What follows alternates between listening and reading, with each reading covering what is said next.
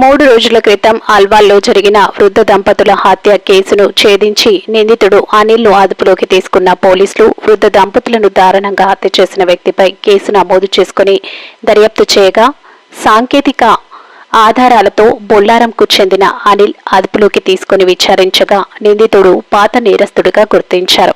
బాల్యం నుండి నేరస్తునిగా మారి జైలుకు వెళ్లి వచ్చిన తన నేర ప్రవృత్తి మార్చుకోలేదు.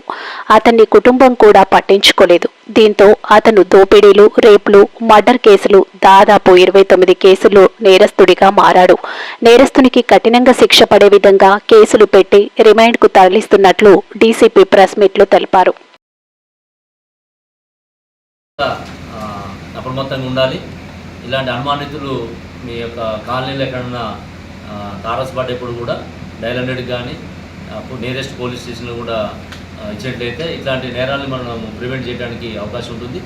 మరి ఈ కేసులో ఇంత గుడ్ వర్క్ చేసిన వీళ్ళందరికీ కూడా సిపి గారి ద్వారా ప్రత్యేకంగా రివార్డ్స్ ఇస్తామని చెప్పేసి మీకు తెలియజేస్తాం.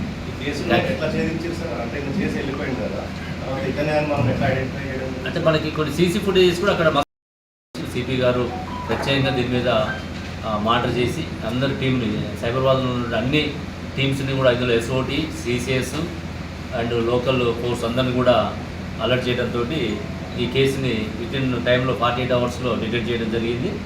అయితే ఇందులో ఆల్రెడీ లైఫ్ కన్విక్షన్ పడి అప్పీల్ తోటి బయటకు వచ్చింది కాబట్టి దాంట్లో కూడా మళ్ళీ మనం ఒకసారి హైకోర్టుకి కూడా మేము రిపోర్ట్ పంపించడం జరుగుతుంది.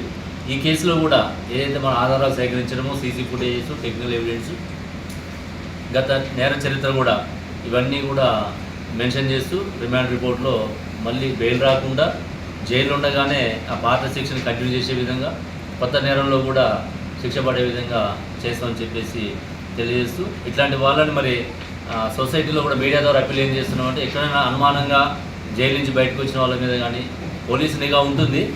పోలీసు ఎంత నిఘా ఉన్నా కూడా ప్రజలు కూడా అప్రమత్తంగా ఉండాలి. ఇలాంటి అనుమానితులు మీ యొక్క కాలనీలో ఎక్కడన్నా తారసపడేప్పుడు కూడా డయల్ 100 కానీ నియరెస్ట్ పోలీస్ స్టేషన్లో కూడా ఇచ్చినట్లయితే ఇట్లాంటి నేరాలను మనం ప్రివెంట్ చేయడానికి అవకాశం ఉంటుంది. మరి ఈ కేసులో ఇంత గుడ్ వర్క్ చేసిన వీళ్ళందరికీ కూడా సిపి గారి ద్వారా ప్రత్యేకంగా రివార్డ్స్ ఇస్తామని చెప్పేసి మీకు తెలియజేస్తాం.